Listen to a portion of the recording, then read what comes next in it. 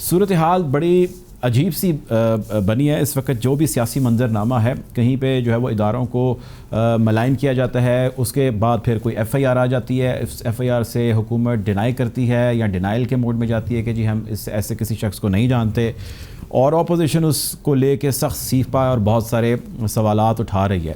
General صاحب, یہ ساری صورتحال کس جانب بڑھ رہی ہے, کچھ تجزیہ کیجیے. بسم اللہ الرحمن الرحیم.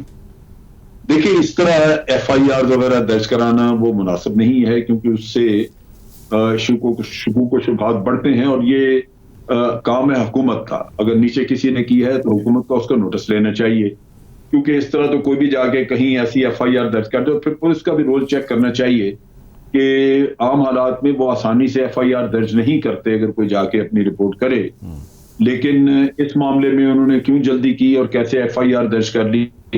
سو حکومت کو چاہیے کہ ایک تو اس ایف آئی آر کو کویش کرائے, اور جب کبھی حکومت کے پاس شواہد ہوں, ثبوت ہوں, تو پھر وہ بالکل کیس بھی لے کے چلے. یہاں میں یہ ایک چیز عرض کرنا چاہتا ہوں کہ یہ کیس ٹھیک ہے یا نہیں ہے, یا اس میں کیا چیز آپ سمجھتے ہیں کہ غداری سے مترادف ہے. ایک چیز واضح ہے کہ غدار تو ہیں ہمارے پاس بہت سارے, اس چیز سے کوئی انکار نہیں ہے کہ بہت سارے لوگ ہیں جو اپنے مفادات کی خاطر جانے یا انجانے میں ایسے کام کرتے ہیں جس کا فائدہ دشمن کو پہنچتا ہے.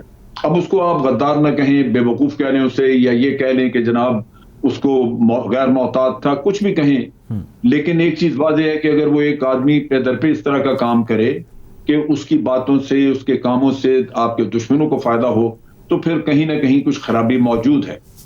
اب چیز یہ ہے کہ ہمیں, جی آپ کچھ کہنے لگے. میں یہ کہنا چاہ رہا تھا, میں اسی پوائنٹ کو آگے بڑھانا چاہ رہا تھا کہ آپ نے بھی بات کی کہ اس کا فائدہ کوئی اور تیسری قوت اٹھا سکتی ہے. ابھی کچھ دن سے ہم یہ دیکھ رہے ہیں کہ غدار کی پہلے ہم نے بازگشت سنی, پھر ہم نے دیکھا کہ جی نون لیگ کے بارے میں بیانیہ ایک بلڈ کیا جا رہا ہے گورنمنٹ کی طرف سے, اور یہ کہا جا رہا ہے کہ جی یہ مودی کے ایجنٹ ہیں, یہ بھارتی ایجنٹ ہیں. اب میں ساری صورتحال کو سامنے رکھوں اور اس کو رکھتے ہوئے میں آپ سے کویشچن کروں تو وہ ذرا بائسڈ سوال ہو جائے گا. میں سوال آپ سے ساری صورتحال سے ہٹ کے کر لیتا ہوں کیونکہ آپ کا تعلق ملٹری سے ہے. یہ بتائیے کہ بھارت کس حد تک پاکستان کی پالیٹکس کے اندر انٹروین کرتا ہے, اور کس حد تک یہاں پہ جو سیاستدان ہیں اس کی انٹرونشن کو ایکسیپٹ کرتے ہیں. میں سارے بیانیے کو, اسٹیٹمنٹس کو سائڈ پہ رکھ کے یہ سوال آپ سے جاننا چاہ رہا ہوں. اچھا, یہ میں بالکل اس کا جواب دیتا ہوں. میں ایک چیز ذرا آپ کو جیسے آپ نے یہ پریمبل دیا, میں کلیریفائی کر دوں کہ یہ ضروری نہیں کہ آج کسی نے کہا یہ غدار ہیں یا وہ ہیں. آپ کو یاد ہوگا کہ پیپلز پارٹی کا یہ نعرہ تھا بلاول کا کہ مودی کا جو یار ہے غدار ہے, غدار ہے. اور یہ وہ دن تھے جب کہ مودی خفیہ طور پہ لاہور مل کے آیا تھا میاں نواز شریف صاحب کو, اور اسی طرح میاں صاحب نے ان کے بارے میں, ہماری محترمہ بے نظیر کے بارے میں کہا تھا کہ وہ بھی غدار ہیں جن دنوں میں انہوں نے پرو پاکستان سکھوں کی لسٹیں جو ہیں وہ راجیو گاندھی کو دی تھی. اب یہ آپ ان کو نہ کہیں غدار, جو جی چاہے کہہ لیں, لیکن بڑا ایک کھلا فائدہ آپ نے دشمن کو پہنچایا ہے. اسی طرح کلبھوشن کے اوپر اگر آپ نام نہ لیں اور بھارت پوری دنیا میں آپ کو گردان دے کہ آپ دہشت گرد ہیں اور دنیا تسلیم کر لے, لیکن 70,000 لوگ ادھر مارے گئے ہوں جو بھارت میں نہیں مارے گئے, تو پھر آپ لازمی بات ہے کہ بھارت کی مدد کر رہے ہیں کسی وجہ سے, جو نیریٹو آپ کے اوپر آ رہا ہے.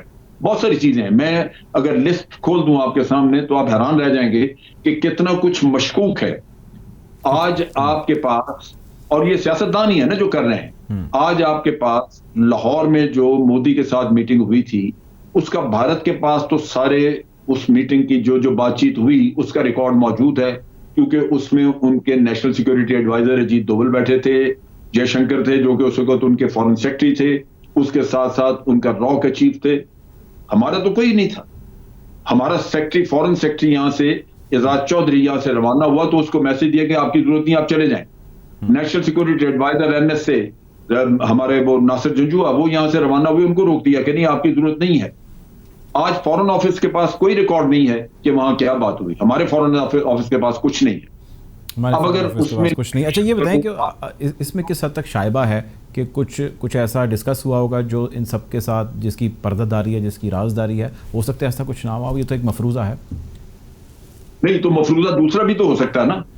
ایک مفروضہ یہ ہے کہ بالکل کوئی ایسی بات نہیں ہوئی.